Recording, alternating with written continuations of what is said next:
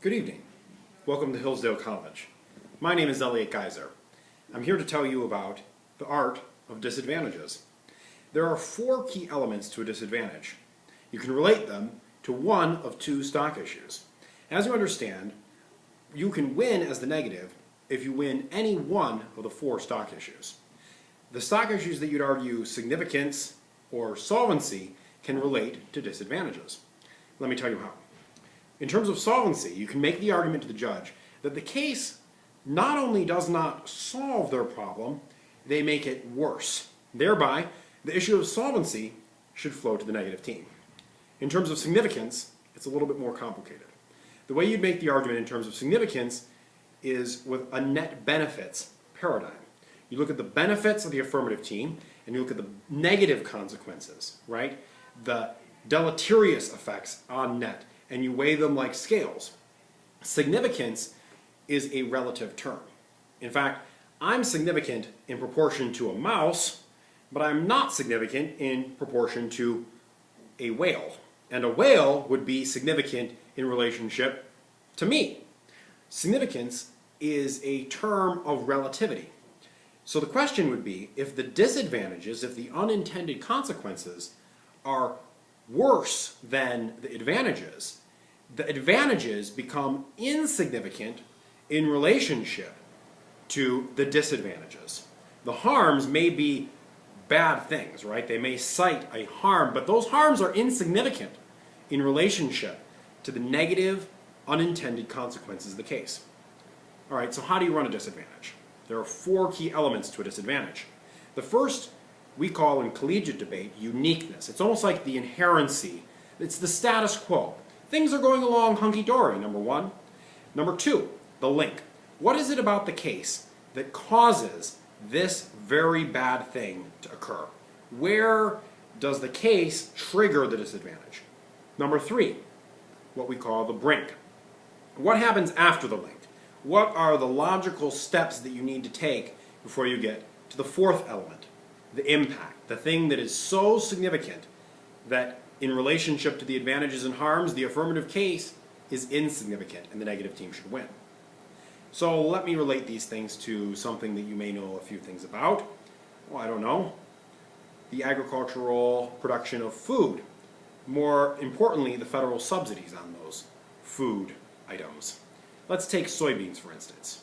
Number one, the uniqueness. The status quo, we provide subsidies for soy, and this allows us to put soy lecithin in most of our candy, soybean oil in most of our cereal and the rest of our food, soy protein as a fortifying agent for a lot of our foods to boost the protein content, and particularly in foods that are cheap, white bread, things that are purchased by lower income Americans and exported to the rest of the world. And then finally, we use soy for soy flour. It's kind of a health food. It's an alternative to gluten products, right? In the status quo, we employ X number of people in this industry. X number of people are employed in the industry that then processes those production of food. And X number of people are employed in the sale of these kinds of foods. And this many people save this much money. You want to find evidence to all those effects. Number two, the link. The affirmative case, let's say that they cut agricultural subsidies. In fact, they eliminate them on soy products. That's the hard link into the disadvantage. Number three, the brink scenario. This is going to cause the soybean industry to experience some traumatic economic changes. The cost of production is going to go up because the subsidy is eliminated. That means that people in the soybean production industry are going to lose their jobs. People in the processing industry are also going to lose their jobs. People in the stacking of these items are going to lose their jobs.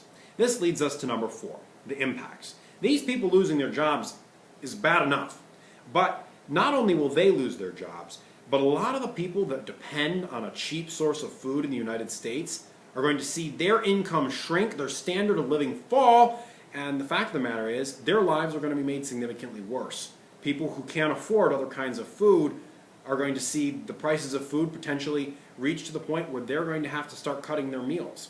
You're going to see kids in the United States who may actually have to go without because they can't afford their food any longer. But I'll tell you where it gets really significant in terms of the disadvantage. The fact is, our cheap production of agricultural food, particularly soy, is used not only as food aid, but as a cheap export to third world countries where they depend on having affordable food from the United States in order to live, right? The stability of entire economies in Africa and in Eastern Europe and in Asia are dependent on our production of food here in the United States. You cut the soy industry, and the significant impact will be these third world countries will see their economies destabilized, starvation in the streets, and children themselves are going to have their lives made significantly jeopardized by the adoption of the affirmative case. Now, in arguing this in CCO, I would say, Judge, we fully accept that there may be certain advantages to cutting the subsidization of soy to the market and in other industries. However, these advantages are insignificant, and you should therefore vote for the negative team because they are insignificant in relationship to the unintended consequences, the disadvantages that take our uniquely good status quo, link into a destructive chain of events that pushes the soy industry over the brink and produces these impacts in an international fashion. For these reasons, I'd urge a negative ballot. I hope this has been helpful to you, Theophilus, O lovers of God. I myself wish that I could be there in person with you, but as of now, I'm at Hillsdale College, enjoying a snowstorm outside and a good book by the fire. In the meantime, keep listening, keep working hard. God bless. From Hillsdale County, this is Elliot Gaiser.